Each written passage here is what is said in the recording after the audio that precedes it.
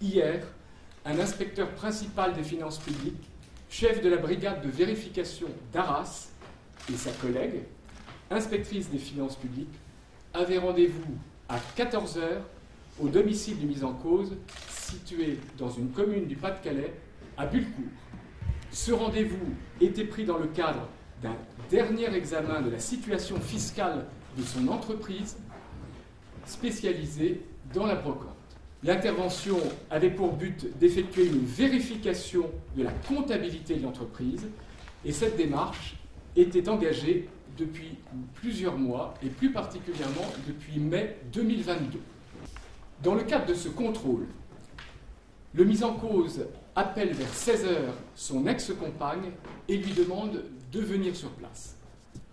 Arrivée sur place, celle-ci voit depuis l'extérieur de la maison l'inspectrice des finances ligotée sur une chaise. À 18h08, elle alerte alors par un appel au 17 les services de la gendarmerie. Sur place, les gendarmes découvrent l'inspectrice des finances publiques ligotée et extrêmement choquée. Elle est alors immédiatement conduite et prise en charge par les secours.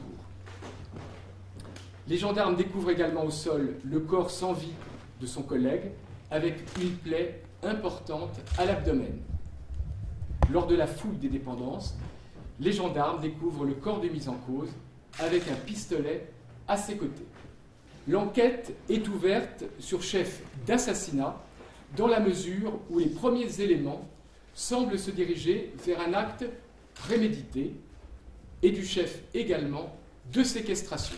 Les inspecteurs des finances publiques ont pris rendez-vous avec le mis en cause et donc le mis en cause savait qu'il allait recevoir ces inspecteurs. Les éléments de préméditation, c'est probablement l'élément le plus important, la présence de colliers de serrage, c'est-à-dire des liens qui étaient fixés sur les sièges où ont été à la fois assis la victime qui est décédée et la seconde victime.